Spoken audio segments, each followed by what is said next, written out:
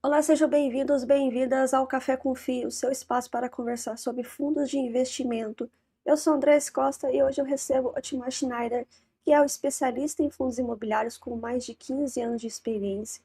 Ele é engenheiro civil e analista CNPI e certificado também aí CGE pela Ambima e CNPI pela PMEC. Atualmente é responsável pela carteira Nord Fundos Imobiliários. Otimar, seja muito bem-vindo. Obrigado por ter aceito o convite de estar aqui.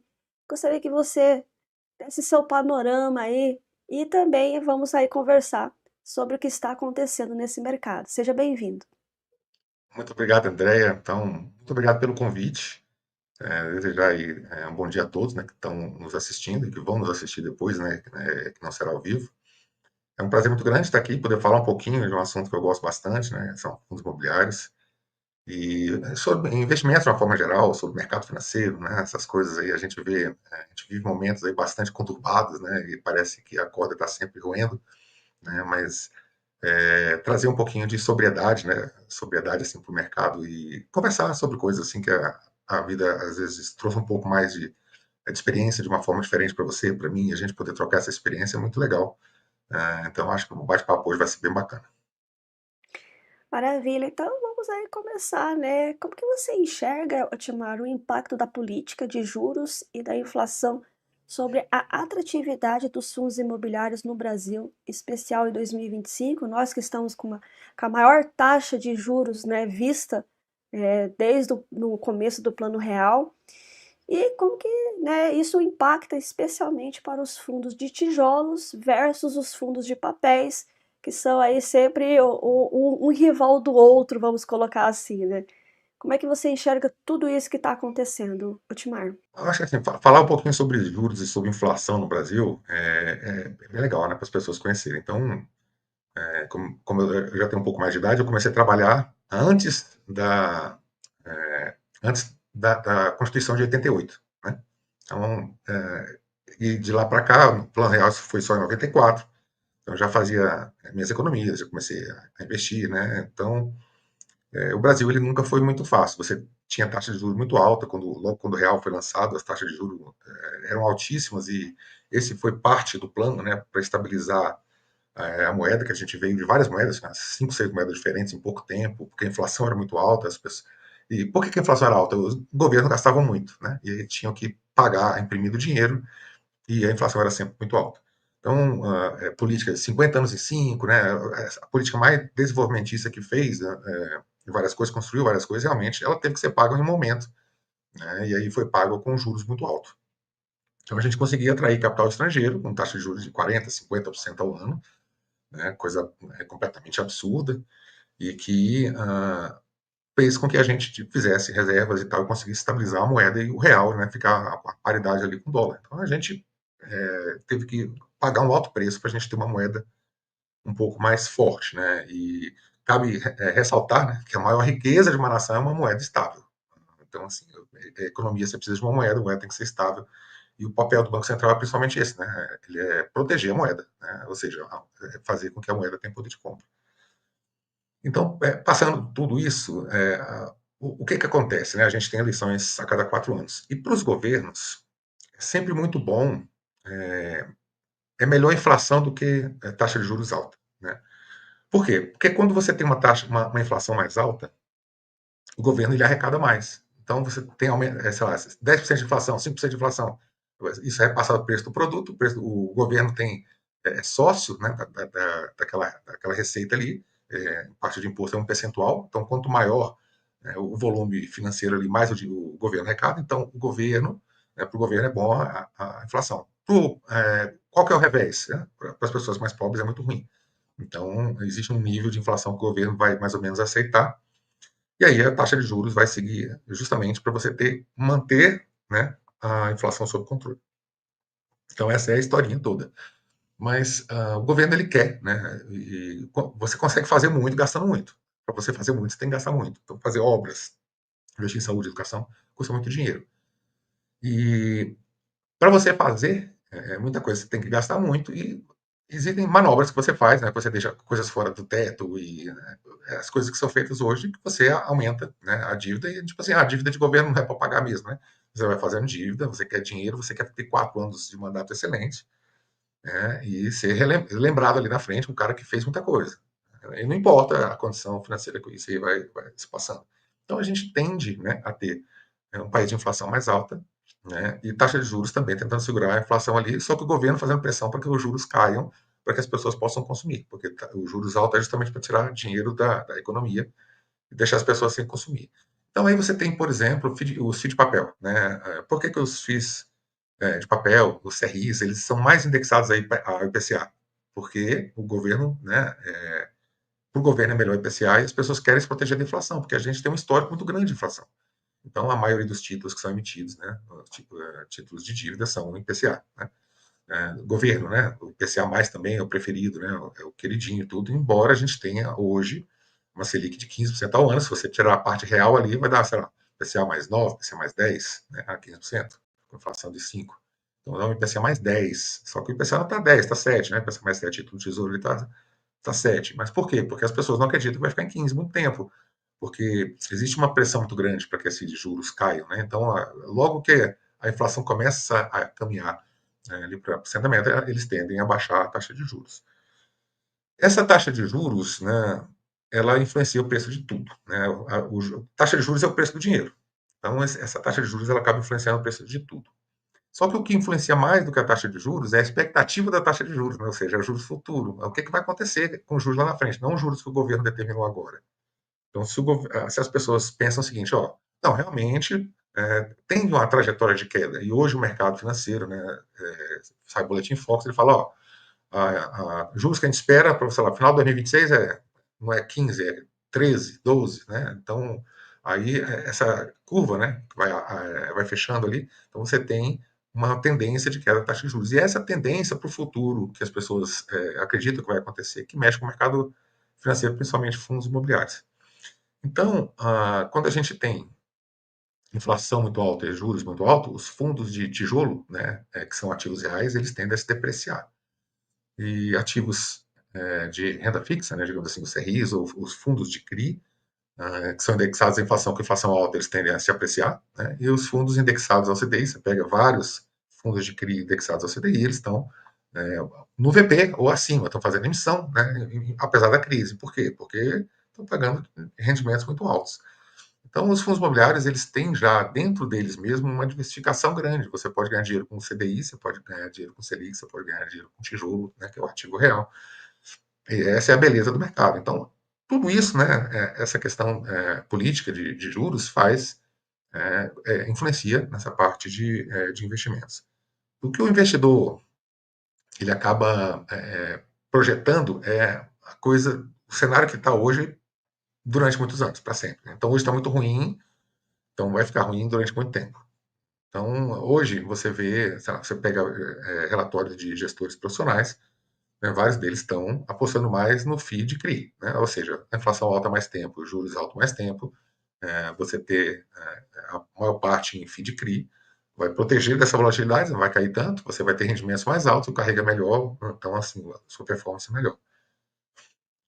Porque você tende, né, a colocar isso por mais tempo, projetar essa situação atual para um tempo maior.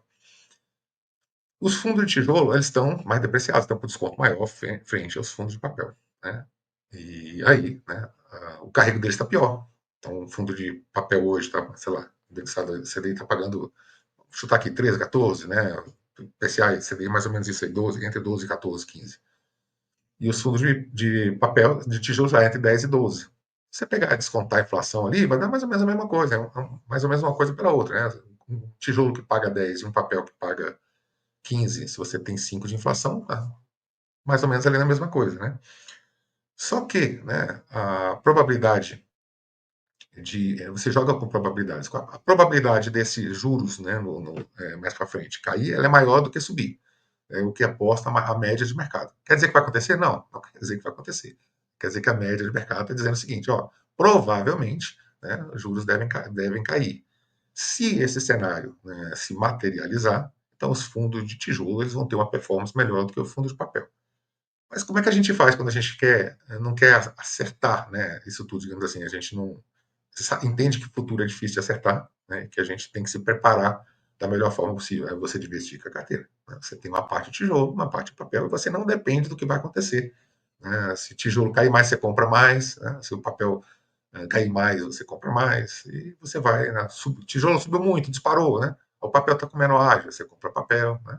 Você vai fazendo isso. Então, assim, não tem muito segredo, né?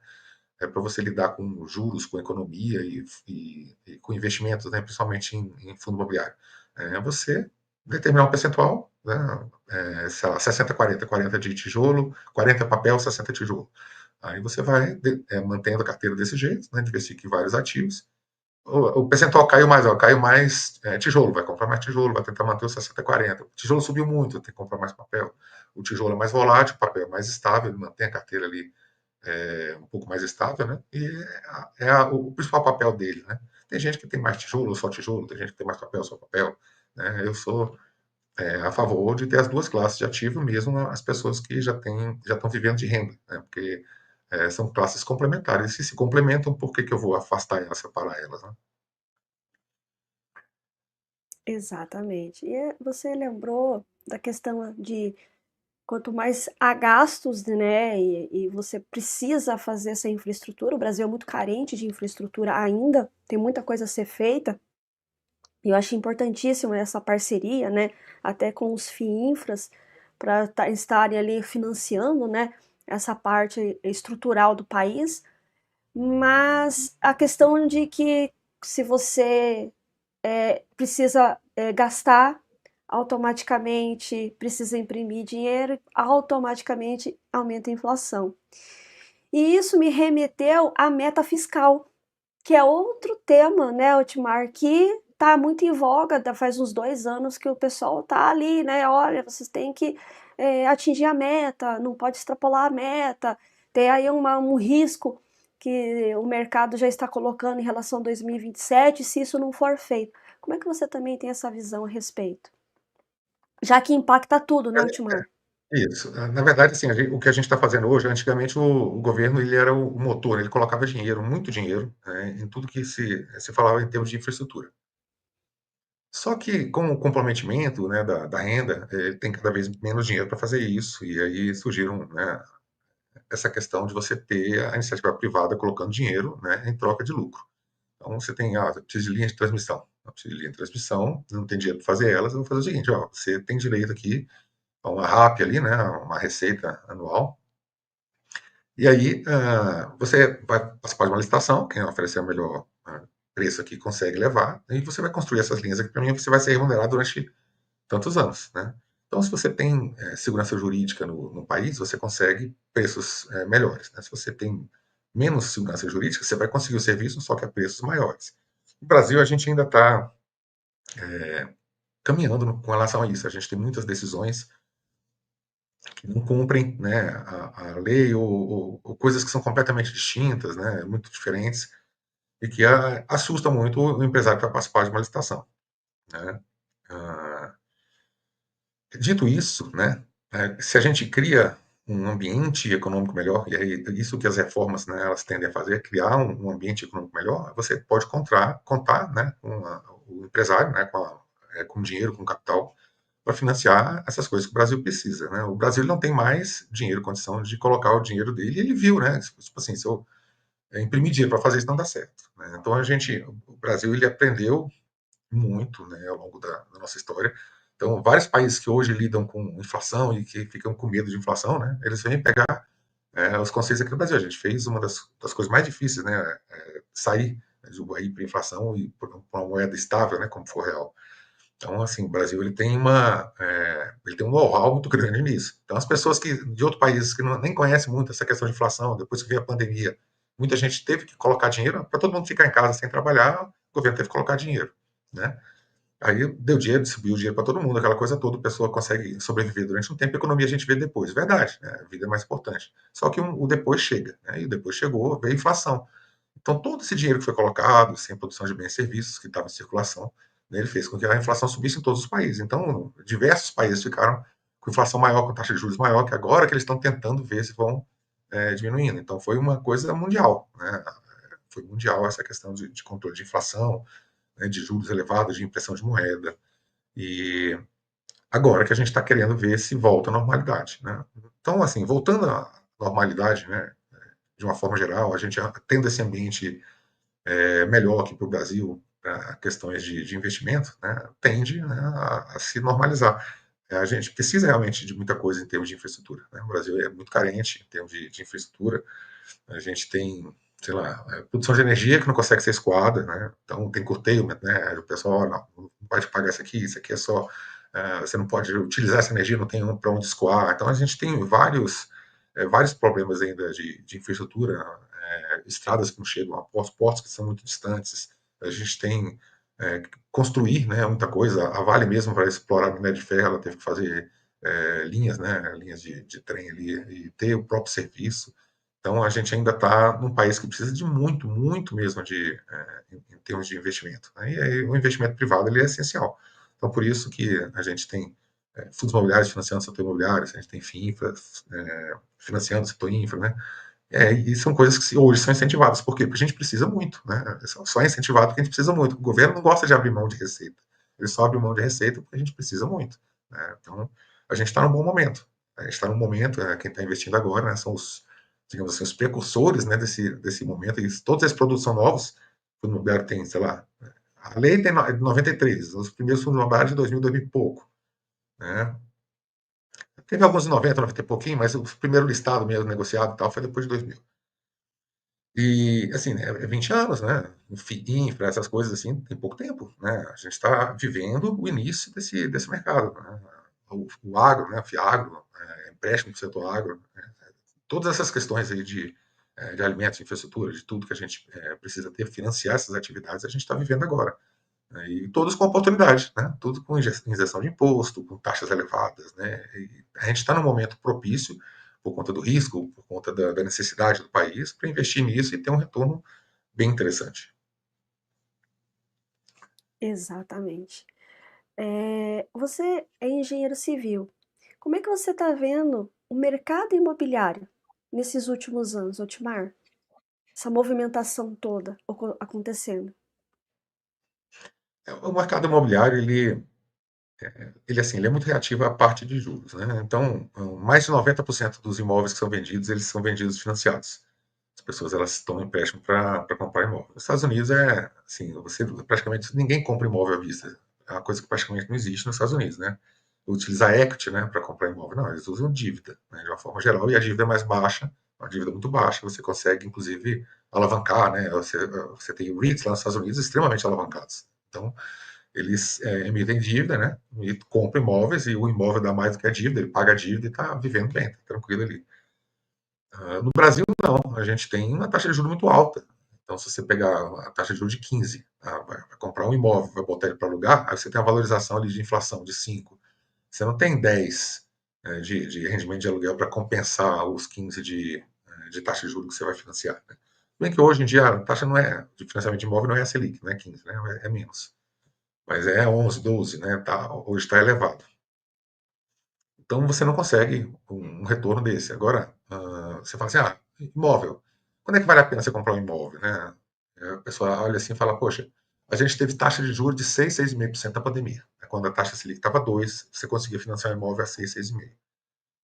Você consegue em torno ali de 4, 5% ao ano com o aluguel de um imóvel, né? E você tem uma valorização ali de mais ou menos inflação, 4, 5%. Então você consegue fazer 10% tomando dinheiro a 6,5%. Então, assim, para quem tomou empréstimo a 6,5% para comprar um imóvel financiado, foi muito bom.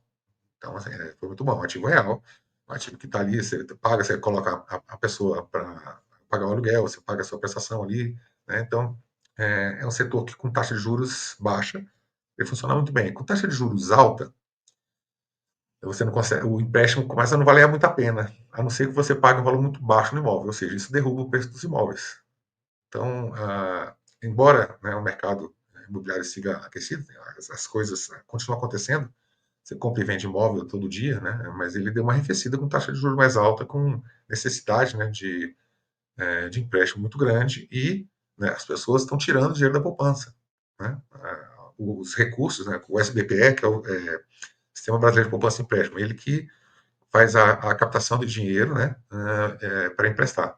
Só que ele precisa porque as pessoas colocam dinheiro na poupança, né? E aí hoje, né, as pessoas falam, não, poupança não é um bom negócio, melhor Tesouro Selic, né? É verdade, é verdade.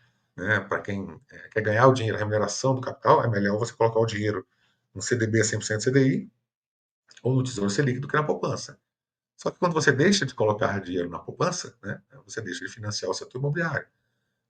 Minha Casa Minha Vida, ele é financiada com o dinheiro do FGTS, né, então esse capital que está lá, né, que é o dinheiro mal remunerado, 3% ao ano, né, é a prestação mais baixa que a pessoa paga no Minha Casa Minha Vida. Então, todas essas coisas, né, quando você vai mexendo, né, e o STF até falou um pouco sobre essa questão do FGTS, remuneração e tal, subiu a remuneração, vai ocasionar aumento de preço aí para o pessoal que financia imóvel pelo Minha Casa Minha Vida. Então, tudo tem os dois pontos, né? Eu acho que o setor imobiliário ele é um setor extremamente importante, emprega muito e o governo ele quer incentivar, vai continuar, continua com obras, continua entregando empreendimentos, mesmo com taxa de juros muito alta. Você tem CRIs, né, o tempo inteiro ali sendo feitos, porque quando o imóvel pelo SBPL ele só pode ter no máximo 1,5 milhão para você financiar. Aí você pega várias construções de São Paulo, 3, 4 quartos, tá, imóveis mais caros, você não consegue financiar nenhum deles pelo SBPL. Então você tem que financiar via mercado financeiro. E aí a taxa de juros é mais elevada também. Né? Você vai para tipo CRIs, as próprias construtoras tomam dinheiro ali né, em CRIs com taxa de juros aí, IPCA mais 8, 9, 10, 11 para financiar o setor. Mas se eles tomam essa taxa de juros, é porque o lucro dele também é mais elevado. Né? Só que quando acontece alguma coisa, né, a construtora quebra. E a construtora quebra muito, várias construtoras quebram. São lucrativas, mas em determinado momento, né, um descartamento de caixa, alguma coisa, acontece um problema grande ali, né, você tem uma dívida muito cara, muito alta, né, e se você não consegue vender muito bem ali, você quebra. Né, foi o que aconteceu com várias. Então, assim, a parte econômica, né, mesmo estando ruim, o setor imobiliário ele continua caminhando. Exatamente. E voltando aqui para os fundos imobiliários, Otmar, quais segmentos de FIIs têm potencial, né, tanto de valorização em 2025, e por quê? Por que que você acredita que esses segmentos eles são interessantes? Eles têm potencial? Sim, quando você fala de potencial de valorização, né, é muito essa questão de queda de juros futuro, né? Então, o que que se beneficiaria mais se você tem uma queda de juros futuro? O fundo de tijolo.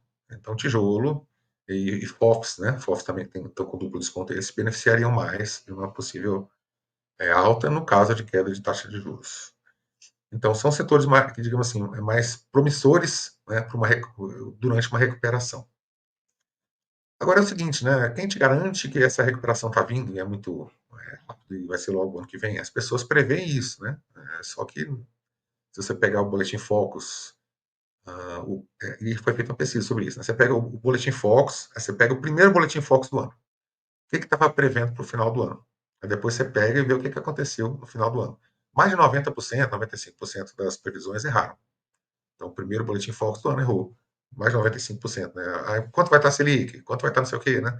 Então, a quantidade de erros é muito grande. E por isso que o Boletim Focus é semanal. Então eles vão corrigindo o tempo inteiro, né, aquela meta ali. Não, a gente já não acha mais que a taxa de juros vai ser 13 no ano que vem, vai ser 13,5, vai ser 14. Eles vão corrigindo. Ah, não, agora vai ser 12. Eles vão corrigindo esse número. E é extremamente difícil você prever o futuro. Né? E assim, eu acho que essa é uma coisa bem importante para a gente falar com o investidor. Né? É extremamente difícil prever o futuro. Então você tem que se preparar para cenários diferentes de futuro. Se a taxa de juros cair, você tem que estar posicionado em FII de tijolo. Se ela não cair, se ela ficar muito tempo alta, você tem que estar posicionado em FII de papel, né? Para você ter esse carrego maior ao longo do tempo. Então, a carteira diversificada com papel e com tijolo é a melhor saída. Tá? Agora você fala assim, o que, que você acha que vai acontecer? Né? Eu posso falar aqui, né? Eu tenho 50% de chance de acertar e 50% de chance de errar. Né? Então, eu falo assim, a taxa de juros vai cair ano que vem, né? Vai para 12,5. Vou copiar aqui o que o pessoal está falando, né? A média dos economistas pelo Boletim Focus. Então, o fundo de tijolo vai subir mais no ano que vem. Né? Eu dei um chute aqui. Não sei se isso vai acontecer, estou chutando. Se acontecer isso que eu falei, né, eu sou o guru, estou certo, né? Olha lá, pô, ele acertou, ele falou que os fundos de tijolo ia subir mais, e subiu mais mesmo em 2026. Se errar, tudo bem, né? Cai no esquecimento, aquela coisa toda. Tem até uma piadinha, né? Tem uma brincadeira que o cara fala dos e-mails, né? Ele fala o seguinte, ó, ele manda um e-mail pro pessoal e fala assim, ó, amanhã a Bolsa de Valores vai subir. Aí o cara abre aquele e-mail ali, né? Aí, pô, a Bolsa de Valores subiu, né? Aí ele fala, ó, depois de amanhã, né? A Bolsa de Valores vai cair. E ele vai acertando. Todo dia ele sabe se subiu ou se caiu. Esse cara é um gênio, né? E aí você vai e compra o curso dele. E como é que foi a estratégia dele, né? Ele mandou 2.000 e-mails. 1.000 ele falou que ia subir, 1.000 ele falou que ia cair. Se subiu, ele vai mandar de novo e-mail para aquele que subiu. Ó, amanhã ele vai cair, né? Então ele manda 500 que vai cair, 500 que vai subir. No final, você vai ter, sei lá, né, 10, 20, 30 pessoas ali em que você acertou todas as previsões, né? Então, você foi dividindo ali, 50% por chance de um lado para o outro. No final, você tem lá 10, 15, 20 pessoas que acreditam piamente em você porque você fez uma sequência de acertos ao longo do tempo. E aí você vende o curso, né? Então, assim, prever cenário futuro não é fácil, tá? Você tem que estar preparado para todos eles. Então, por isso você investir com a carteira. O, É esperado que o fundo de tijolo, né, suba mais em queda de juros? Sim, com certeza, né? Mas a gente tem uma taxa de juros muito alta e uma tendência de ter uma inflação grande também. Então, os fundos de papel eles são essenciais na carteira. Então, assim, se eu fosse dar talvez um conselho para as pessoas, né, se eu posso chamar assim, investiga a sua carteira, né, mais ou menos próximo ali o que é hoje o mercado de FI, 40% de papel, 60% de tijolo. Como você tem um percentual muito grande de papel, você tem que colocar mais fundos de papel na sua carteira para você não ficar concentrado em nenhum. Os fundos de tijolo investiga nos maiores setores, né, shopping, loja corporativa, campo logístico, renda urbana, né? Aí você faz isso e vai tocando a vida, né? Trabalhando, fazendo aporte e tal, ao longo do tempo. Investir é isso, né? Tem gente que fala que é chato igual ver grama crescer, né? Mas deveria ser assim mesmo. Ou seja, você vai só controlando ali, ó, caiu mais, eu compro aqui, né, balanceio a carteira e vai embora. Né? Esse é o melhor caminho para seguir. Exatamente. E você falou, em relação aos fundos de tijolos e os FOFs. Como é que você vê a tendência, né, do que possa acontecer com os fundos, né, os famosos FOFs, vindo aí em relação aos hedge funds ou multi-estratégias, né, que falam que é o FOF 2.0, turbinado, né? Como é que você vê a tendência de ambos segmentos, né, de fundos? É bacana você ir acompanhando o mercado, porque você vai vendo o que está acontecendo. Então, os FOFs, eles investiam em outros fundos imobiliários. Então, você compra, cota de outro fundo imobiliário, né? E você faz a gestão ali para você entregar um retorno legal. E, assim, alguns gestores conseguiram entregar um retorno bom, outros não, tal. Mas, assim, você pegar a média, vai ficar mais ou menos ali na média, descontar a taxa de gestão e administração, mais ou menos ali o fixo, um pouco abaixo. Então, eles conseguiram isso. Só que o que, que eles viram, né? Tinha FII de CRI. Os FII de CRI, né? O CRI tem época que está uma remuneração muito mais alta do que o fundo imobiliário, né? Então, faz sentido ter CRI. Então, a gente pode ter até um percentual tal de CRI, mais percentual de fundo imobiliário. Então, se você tem essas duas classes de ativos, você consegue combinar elas melhor para você ter um retorno melhor. Então, faz sentido você ter. Né? Eu tenho especialistas dentro da minha equipe, eu tenho fundos imobiliários, eu tenho CRIs. Então, faz sentido, né, eu ter as duas estratégias. É como bolsa e renda fixa. Tem 50% em bolsa, 50% em renda fixa. Bolsa despencou. Eu vou comprar mais bolsa, porque eu tenho aqui a metade do meu patrimônio em renda fixa. Tenho dinheiro ali para tirar, tal, não sei o quê. Então eu vou fazer a aposta. A bolsa subiu demais, né? Ou eu não vendo, que eu não sei quando é que vai subir mais ou se não vai. Mas pelo menos eu estou aportando ali em renda fixa, esperando, né, o próximo momento de queda. Né? Então, quando você tem duas classes de ativos, você consegue fazer estratégias para que você tenha uma performance melhor, né? Se defender mais. E aí, vários fundos começaram a fazer isso. Ó, tem um CRI e FI dentro do mesmo fundo. Aí vinha muita, né, sei lá, muita gente assim, que fazia vídeo pro YouTube. Ah, isso aqui é FII de CRI, não é FOF. Isso aqui é FOF, não é FII de CRI, né? E aí os gestores, né, começaram essa questão de migrar para multi-estratégia. Qual que é a lógica da multi-estratégia? Você tem mais opções de você fazer um ganho de capital, né? Então você tem desenvolvimento dá muito dinheiro. Qual que é o problema do desenvolvimento, né? Você tem que fazer desembolso, né? Tem a curva J, você tem que fazer desembolso no início, né? Para você receber esse dinheiro depois. A taxa de retorno é mais alta, só que você vai minar o seu rendimento mensal. Tá? Então, as pessoas tendem a ter um percentual menor em desenvolvimento dentro de um fundo. A mesma coisa são as ações. As ações, elas têm uma volatilidade maior do que o fundo imobiliário. Então, se você comprar na baixa, né, ações do setor imobiliário na baixa, no momento de alta você consegue ter um retorno maior, né? Porque ela tem mais volatilidade, tem mais vol, você vende e faz um ganho de capital maior do que você teria no fundo imobiliário. Sim, pensando logicamente, faz todo sentido você ter várias opções, várias ferramentas para você fazer a mesma coisa. O que tem que ser pensado é o seguinte, né? Ó, o, o multi-estratégia, eu preciso ter pessoas especialistas em mais áreas. Se o meu fundo for muito pequeno, né, eu não vou conseguir pagar bons funcionários em todas as áreas. Eu tenho que ter um fundo maior, eu tenho que ter um fundo grande. Porque eu tenho uma taxa de administração. E se eu subir muito a taxa de administração, sei lá, no FOF eu cobrava 0,5%. Tinha vários não, alguns, né? Tinha alguns FOF que taxa de 0,5%. E os multi-estratégias, sei lá, tem 1,25%. Então você sobe muito a taxa, né? Essa taxa de administração, para você ter um retorno menor. Então você já perde, né? Você tinha uma taxa de 0,5 e você vai para uma de 1,25, você já tem que fazer 0,75% de resultado ao ano a mais, né, nesse mundo de estratégia, só para compensar a diferença de taxa, fora entregar ganho de capital a mais. Então, o momento dos mundos de estratégia, eles estão fazendo várias fusões aí, eu acho que é um bom caminho, né? E aí os gestores eles vão ter que ver essa questão da taxa, porque eles vão ter que bater o índice, né, o IFIX.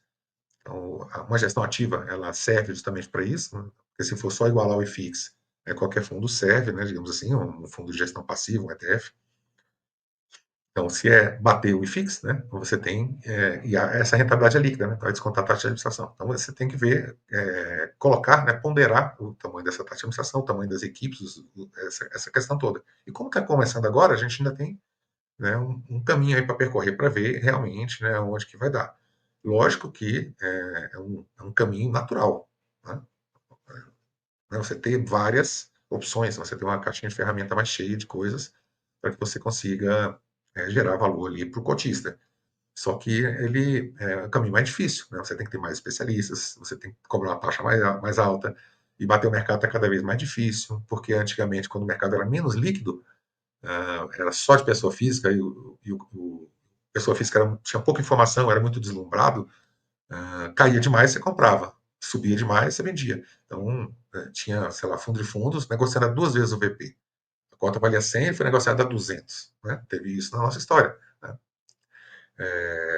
Completamente lógico, né? Mas o gestor profissional ele consegue arbitrar muito bem esse tipo de coisa. Só que com o passar do tempo, o mercado cada vez mais eficiente, mais liquidez, e as pessoas investindo mais em bolsa, fica mais difícil de você fazer essa arbitragem. Além do que, tem vários FOFs também concorrendo com você, vários com estratégia, né? Então, gerar retorno realmente não vai ser para muitas pessoas, né? Alguns FOFs, você pega o histórico, né, dos FOFs, alguns bateram o IFIX, outros não, né? Então, esses que não acabam não batendo IFIX, fica com um retorno meio ruim, meio parado e tal, o mercado ele acaba batendo mais neles, porque ele tem a taxa de administração a mais, então ele vai ficar com um retorno bem abaixo ali do IFIX. Enquanto outros que tiveram momentos muito bons de captação e conseguiram fazer um lucro de mercado muito bom, fazer essa distribuição, ou o gestor realmente fez um trabalho excepcional, esses aí recebem o prêmio. Né? Mas o prêmio não é para todos, né? É uma briga, uma corrida. Otimar, você tocou num ponto muito interessante em relação à fusão. Como é que você está vendo as fusões de gestoras, as fusões de fundos? Como é que você está vendo essa incorporação, na verdade, né? Como é que você está vendo Uhum. tudo isso? É a caminho natural do mercado. Quando você pega as empresas grandes, elas. Isso é até a questão do cisne negro, né? O que é o cisne negro do Taleb, né? Ele falava de eventos, né? E ele tem um dos livros, né? Que o Taleb escreveu, que era sobre a antifragilidade. Então, o que seria antifragilidade, né? seria uma coisa que sai mais forte do que ela chegou depois de uma crise, digamos assim. Então, ele fala lá daquele dragão que tem várias cabeças, né? E ele era antifrágil, porque quando você cortava a cabeça dele, nascia outra, nascia duas, né? Então, era impossível matar ele. Você cortava a cabeça, nascia duas, né? Então, assim, você estava fadado a perder, porque ele ficava cada vez mais forte. E as empresas, grandes empresas, o que, que elas fazem? Tem um momento de crise muito forte. Ela consegue se segurar, ela tem empréstimo mais baixo, ela tem uma estrutura maior e tal, e ela vê um monte de empresa pequena quebrando. Aí sai comprando tudo. Eu compro tudo, compro tudo, compro tudo, e o dia que as coisas melhorarem, eu volto muito maior e muito mais forte, né? Porque eu comprei um monte de gente, um monte de empresa, um monte de negócio mais barato. Aí o fundo imobiliário é a mesma coisa. Então, os vencedores, né? Eles vão comprar os que não conseguiram um caminho muito, digamos assim, muito legal, né? Ao longo da história. Propostas são feitas, né? E você vai ter essas incorporações, é completamente normal. Então você tende a ter uma consolidação de fundos imobiliários. Os Estados Unidos, a gente fez a nossa lei na década de 90 de fundo imobiliário. Os Estados Unidos na década de 60, a gente copiou deles, né? Nós somos, na verdade, primos, né? Temos alguma diferença, aquela coisa toda, mas a gente copiou a legislação dos REITs. Os REITs, eles são de 1960, né? E tem muito, mas muito mais imóveis, né? Sei lá, o 10º REIT americano é do tamanho da nossa indústria inteira. É tipo uma coisa absurda. O primeiro é 5 vezes maior do que a nossa indústria inteira. E lá eles têm menos fundos imobiliários do que a gente. Eles têm menos REITs do que a gente tem em fundo imobiliário. Né? Olha que coisa ilógica, né? Eles têm muito mais imóveis, têm muito mais dinheiro, têm muito mais coisa, mas têm menos REITs. Por quê? Eles vão se consolidando mesmo. Um dia a gente vai chegar na indústria, né? E aí, assim, quem tem um pouco mais de tempo, você fala assim, me fala sobre o fundo imobiliário tal. Não, esse fundo imobiliário tem 3 ativos, tal, tal e tal. Um no Rio de Janeiro, outro em São Paulo, outro não sei o quê. Daqui a 30 anos, né, com o fundo tiver 2.000 ativos, ninguém, né, por mais dotado que seja, vai falar o nome dos 2.000 ativos e onde está localizado, né, de cada fundo, se tiver 100 fundos. Então, a gente vai fazer uma análise muito mais da gestão e da renda que aquilo ele está entregando do que o portfólio propriamente dito. Porque o portfólio vai ser 10.000 escritórios, né, com milhões, bilhões de metros quadrados, não sei quantos milhões de metros quadrados ali de galpões, né? Então, a indústria ela tende a ficar muito grande. E o caminho natural é esse. Então, em um momento de crise, a gente está num momento de crise. Tudo está abaixo do VP. Eu faço uma emissão ali, VP com VP. Você entra aqui para o meu fundo, eu te dou as contas desse fundo aqui, você sai no preço maior, melhor do que você está no preço de mercado hoje, consegue sair aí no VP, você está com desconto do VP tem 10 anos, consegue sair ali no VP, recebe as cotas desse fundo aqui e continua aqui. Se não quiser, você pode vender ele também. Se você fez o dever de casa, a sua cota, o seu preço médio estava 100, você foi comprando, e o seu preço médio hoje está mais baixo que a cota. Você teve ganho de capital, beleza. O problema desse tipo de corporação é o cara que, sei lá, comprou fundo de papel 120. Começou a cair, foi para 100. Ele falou, opa, peraí, o negócio está caindo, não vou comprar mais não. Não, mas se você comprou a 120, a 100 deveria ser bom para comprar. E se tá ruim, não, eu descobri que esse fundo aqui, pô, o gestor fez um monte de coisa ruim, já era para ter vendido, né? Aí cai, vai para 90, cai para 80, né? Aí o preço da cota vai caindo e o patrimonial dele tá lá, 90. Só que a cota agora tá 60. Aí vem alguém e compra. Não, pô, eu vou te pagar o patrimonial, os 90, né? Tá 60 de mercado. Só que o seu preço é 120. Você não tinha que estar com preço 120, você tinha que estar com preço ali no valor patrimonial um pouco abaixo. Né? Se você é cotista daquele fundo, você gosta dele, você acha que é um bom trabalho, está só caindo, você tem que estar só comprando. Então, essas pessoas que param de comprar, né, só compram quando está na alta e deixa de comprar, ele vai tomar um prejuízo nesse tipo de incorporação. Né? Ele vai ter prejuízo. Vai poder compensar o prejuízo? Vai. Você anota o prejuízo para compensar depois quando você tiver lucro. Só que, sei lá, se o mercado demorar 3 anos para ter lucro e a taxa de juros for 15% ao ano, você vai perder 50% do valor de compra daquele prejuízo que você poderia ter compensado. Né? Então, o carrego a 15% ao ano desse prejuízo é ruim. Então, o certo seria você comprar cotas, a próxima ao VP, o fundo foi comprado pelo outro fundo ali, você continua ali. Tudo bem, vida que segue. Né? Nem está preocupado com isso. Mas é um caminho natural, vai acontecer. Aconteceu com empresas, vai acontecer com fundos imobiliários, a gente vai reduzir essa quantidade. Não faz sentido você ter um fundo de logística, 3 ou 4 fundos de logística com a mesma gestora. Ah, não, esse aqui é só de galpão não sei aonde, esse aqui só de galpão não sei o quê, esse aqui só de. Não, você vai unificar. Você vai ter os mesmos profissionais, vai diminuir seus custos, né? Essa taxa que você recebe aqui vai ter, você vai conseguir fazer mais coisa com essa mesma taxa, porque você vai ter um custo mais baixo. Então é um caminho natural, um caminho sem volta. Assim como os monoativos, né, Otmar? Os monativos estão, né, cada vez mais sumindo. Eu tinha um monte, né, um monte de monativo na minha carteira, eles foram sumindo. Ainda tem alguns, tem, né, tem vários ali, gestão passiva, tal, monativos e tudo, mas eles vão rareando, vão escasseando. Né? Exatamente, uma hora vão ser incorporados por alguém, vão ser comprados por Isso. alguém Uma hora alguém vai e comprar, não tem jeito. exatamente, não tem jeito, não tem como escapar, né, Otmar? Tem não. O futuro do mercado é esse, né? Mas o legal é o seguinte, seu patrimônio, ele não se perde, ele se transforma. Mas se você for fazendo aposta ali todo mês, não importa se é A ou se é B. Se o negócio é bom, né, não importa o ticket que está ali por trás. Você sabe que é seu patrimônio, que você foi juntando dinheiro ao longo do tempo, né, e que está ali, né, tá gerando renda para você. Né? Então, é o que você tem que pensar. Você também tocou num ponto muito importante que volta e meia eu concordo plenamente contigo, que é você olhar a gestão.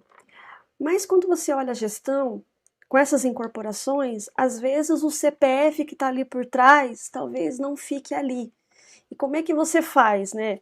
Como é que você administra esse olhar, essa observação, né? Aconteceu essa movimentação agora, né? Saiu dois gestores, dois CPFs fortes da parte operacional e ficou mais tático, vamos colocar assim, mais estratégico, né? Dentro Uhum. de uma gestora. Como é que você observa isso também? Porque tem gestores que a gente sabe, a gente tem um histórico aí que já teve um problemas sérios, ainda continua. Agora tivemos aí também uma questão de uma securitizadora. Como é que você olha, observa tudo isso, né? E isso aí inclui na questão de gerenciamento de risco, né, Otmar? Sim. A gestão é extremamente importante. Só que quando a gente pensa em gestão, né, e eu fiz gestão durante muito tempo, né, sou funcionário público, fiz pós em administração corporativa, gestão estratégica, então, assim, eu trabalho com gestão também. Né? Uma empresa, ela tem um planejamento estratégico dela. Né? E aquele planejamento estratégico, por exemplo, bom, qual que é o meu planejamento estratégico? Eu quero ser a maior, sei lá, administradora de fundos imobiliários do Brasil, ou da América Latina, ou do mundo. Tá, esse é meu plano. Tá. O que eu vou fazer para isso? Não, fazer incorporações, fazer fusões, vou comprar e tal. Então você tem um planejamento estratégico para você fazer determinadas atividades. Quando você vai utilizando, né, você vai juntando as coisas, né, você sabe que você tem economia em termos de pessoas. Né? Então tudo vai para uma mesma base, e pessoas muito boas você tem que aproveitar. Né? Só que às vezes, né, você não consegue aproveitar ela no mesmo setor. E aí você pode aproveitar ela num setor diferente. Ou eventualmente algumas pessoas podem inclusive sair. Só que a diretiva, né, daquela empresa, ou seja, as coisas que vão ser feitas, né, elas têm que ser iguais, independente de passar a pessoa A ou B. Eu fui do Corpo de Bombeiros 30 anos. Né? Eu passei pela gestão, por exemplo, da parte de justamente a aprovação de projetos de segurança contra incêndio. Então, todas as edificações precisam ter um alvará de funcionamento, precisam ter uma BITSE, né? E eu fazia essa parte. Antes de mim, tinha outras pessoas competentes. Depois de mim, teve outras pessoas competentes, né? Então, assim, eu fiz um bom trabalho? Acredito que sim. As pessoas que estavam antes de mim fizeram também. E as pessoas depois de mim também. E a sessão continuou, né? Uma empresa, ela tem que continuar, apesar daquelas pessoas saírem. Você pensa no seguinte, talvez o caso mais emblemático do mundo. Berkshire Hathaway. A gente tem lá Charlie Munger e Warren Buffett. Sim, eles são praticamente insubstituíveis. Né? Onde você vai achar um outro Munger e um outro Buffett? Você não acha. Então, ó, o Charlie Munger já morreu. O Warren Buffett ele está quase 100 anos, 90 e tantos anos. Então a Berkshire ela vai acabar depois que eles saírem? Ela não vai acabar. Né? Então eles providenciam, né, que outras pessoas, que não são eles, são outros CPFs, tenham a mesma doutrina que eles estão tendo. Então, o Buffett ele deu algumas entrevistas, inclusive, falando: ó, a Berkshire ela vai continuar, né? Depois que eu sair, ela vai continuar. E a diretiva é essa. As pessoas elas têm que ser honestas. As pessoas elas têm que provar que são honestas. O trabalho ele tem que ser feito assim. Então, tudo aquilo que ele falou, né, e que ele vai deixar de legado, vai ter que funcionar. As pessoas vão perder a mente dele, tem 100 anos de experiência, né? Isso aí não se compra, é difícil, você não vai ter um outro. Mas um cara que hoje tem 50, um dia ele vai ter 70, vai ter 80, vai ter uma experiência muito boa e vai ter aprendido muito com a história do Buffett, do que ele deixou, né? Então, é muito difícil você montar um negócio e você fazer esse negócio andar muito bem depois, independentemente de você, né? É importante. Outro exemplo no Brasil é a VEG. Então, a VEG ela teve três donos, né? Essa VEG, WEG, é a primeira letra do nome de cada um dos donos, né, iniciais. Mas eles falam o seguinte, ó, a empresa tem que funcionar independentemente da gente estar aqui ou não. Né? Então, foi um caso de empresa familiar, que normalmente só dura uma, duas gerações ali e quebra, né? E que vai durar ali muito tempo, porque eles fizeram um bom trabalho. Então, assim, com o fundo imobiliário tem que ser a mesma coisa. Ninguém pode ser insubstituível, embora tenha pessoas muito boas nesse setor, mas muito boas mesmo, que tem que ser aproveitada, a experiência dessa pessoa que tem que ser aproveitada. Mas todos as administradoras, todos os gestores, né, eles têm que funcionar independentemente de quem passe ali. E tem que ter uma doutrina. Ó, isso aqui é assim que faz. Você pega, sei, um banco que faz marcação a mercado de CRIs, né? Como é que faz isso aqui? Não, tem um manual de como é feito. Então, alguém construiu aquilo, viu que aquela ali é a melhor prática e a gente vai fazer desse jeito. Aí, se o fulano A saiu e o fulano B entrou, você vai contratar uma pessoa, lógico, que tem ética, né? Uma pessoa boa, porque para negócios você consegue contratar diversos tipos de pessoas, mas sem ética você não deveria contratar ninguém. Né? Então, o cara é ético, ele está disposto a aprender, né? Então, essa aqui, a cartilha é essa. E aí você você forma um excelente novo profissional. Então, é isso que eu acredito, assim, né? Que os fundos imobiliários, eles têm que andar independentemente das pessoas, porque as pessoas, um dia, elas saem. Embora cada pessoa seja única, né? Qualquer pessoa é insubstituível, né? Tipo assim, eu sou o único pai dos meus filhos, eu sou insubstituível para eles, né? Mas eu passando por uma empresa, aquela empresa ela tem que funcionar depois que eu saio, entende? As coisas elas têm que andar, porque todo mundo é mortal. A gente está aqui num dia, daqui a um tempo não está. E as empresas elas deveriam se preocupar com a perenidade, né? O que o Buffett fez lá atrás. E os fundos imobiliários é a mesma coisa. Então é isso que eu acredito. Né? Que embora sejam profissionais excepcionais, né? Que são aquele do Grupo Pátria, né, que foi comprado, que era antigo Credit Suisse, são profissionais excepcionais, tanto que fizeram esse barulho todo no mercado. Né? Mas a empresa ela tem que funcionar independentemente dos funcionários. Né? Eles foram comprados, né? Então, assim, o Credit Suisse passou por um momento muito difícil, foi comprado pelo BS, o BS vendeu a parte. Então, assim, a história foi essa. Né? E, assim, eles foram parar lá dentro. E quem comprou, realmente, ele tem o direito de fazer assim, poxa, nosso jeito de trabalhar é esse aqui. Né? Então, vamos trabalhar assim. Então é isso, né? Eu acredito que as coisas elas têm que funcionar independentemente da gente. Exatamente. É, e quais são os riscos, né, fora a gestão, fora esse olhar, que você deve considerar na hora de montar uma carteira de fundos imobiliários? Oportunidades podem ser aproveitadas mesmo em cenários desafiadores, como a gente já comentou ao longo desse bate-papo. Mas que riscos, né, o investidor deve estar bastante atento? Fora a gestão, que é aquele que realmente vai fazer a coisa acontecer. Tem riscos que a gente consegue controlar e tem riscos que a gente não consegue controlar. Né? Então, assim, com quem você vai se associar, você consegue controlar. Né? Eu quero ser sócio do Banco do Brasil, eu quero ser cotista do fundo imobiliário tal. Né? Então, isso eu consigo controlar. O que eu não consigo controlar? Taxa de juros, inflação, né? Todas essas outras coisas. E elas são riscos, né? Elas também são riscos. Risco de taxa de juros elevado, risco de mercado, liquidez, tudo isso são riscos importantes que a gente tem que pensar. O investidor tem que ter um plano. Então, o principal é você ter um plano. Digamos assim, eu invisto, né, o meu dinheiro para ter uma renda passiva que complemente o meu salário e eu tenha condições de viver as coisas, né, que eu gostaria de viver. Tem gente que tem os mais diversos sonhos, né, e aí você vai, digamos assim, direcionar os seus investimentos para isso. Ah, eu quero comprar uma casa, eu quero comprar um carro, né? Eu já passei dessa fase, eu já tenho a casa e o carro. Né? Eu quero tranquilidade. E aí tem um exercíciozinho, né? Filosofando um pouquinho, né? Você fala assim, como é que você sabe, né, o caminho que você tem que tomar, né? Tem aquela coisa do mágico de Oz, né? Se você não sabe o caminho que você vai seguir, qualquer caminho serve, né? Qualquer um serve.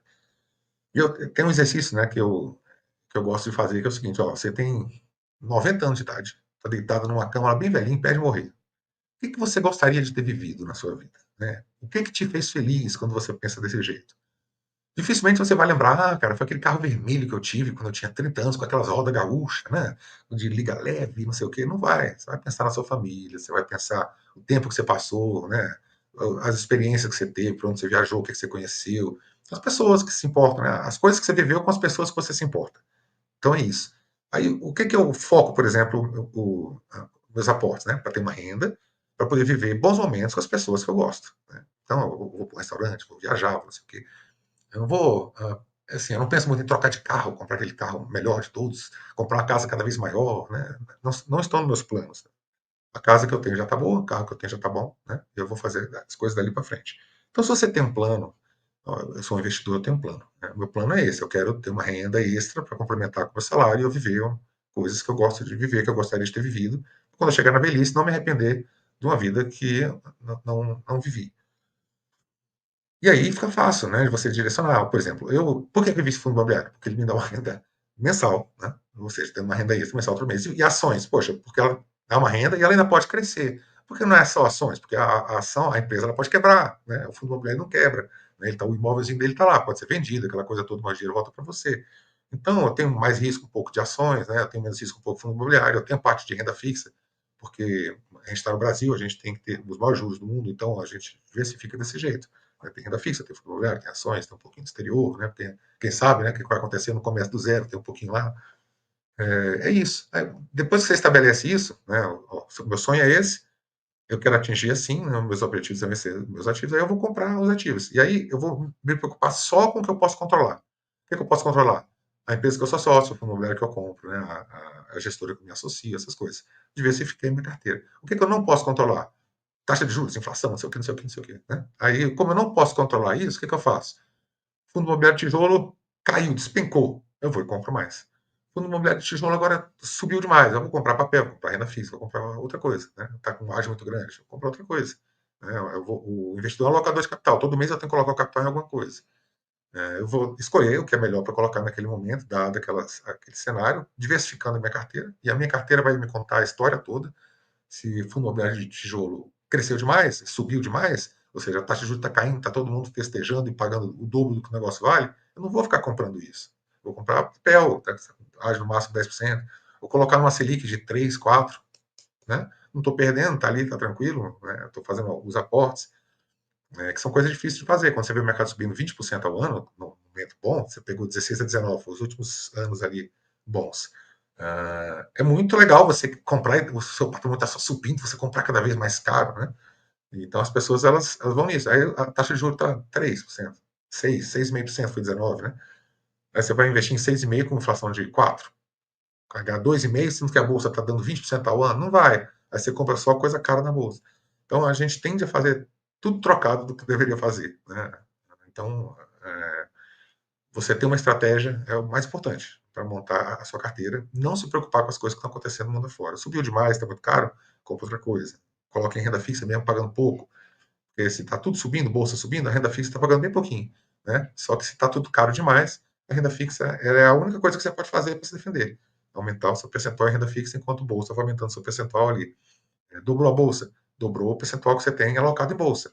Né? A sua exposição já não é mais aquela que você queria, que você determinou lá no início. Então você tem que investir em renda fixa. Então é assim que você diversifica, independentemente do cenário. Maravilha! Otimar, gostaria de te agradecer muito por você ter vindo aqui e conversado conosco. Gostaria que você deixasse as suas considerações finais e as mídias sociais para o pessoal te acompanhar. E já te convido para um outro bate-papo que Muito obrigado, André. Foi um prazer muito grande estar aqui. Né? Deixar um abraço para todo mundo que assistiu a gente. Dizer que eu estou sempre à disposição. Né? Eu tenho um canal do YouTube, o nome é esse mesmo, Otmar Schneider CNP, né? É o meu canal do YouTube. As mídias sociais também, Otmar Schneider, né? Tudo junto, com underline no final, né? Que é o Instagram. Essas são as minhas mídias sociais. Tem uma que eu uso pouco, né, que é aquela de emprego, né, o LinkedIn, né, que é o meu nome também, Otmar Schneider.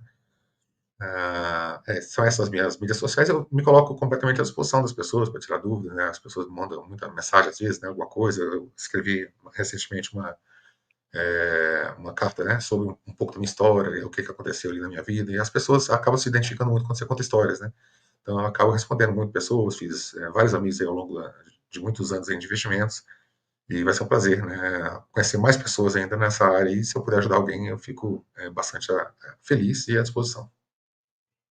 Maravilha. Mais uma vez, muito obrigada, Timar. E pessoal, até o próximo episódio. Não deixe de curtir, deixar seu like, compartilhar com outras pessoas, para que cada vez mais fiquem informados, né, e informações diretamente da fonte, de analistas, gestores e também a visão de investidores, assim como eu, como você.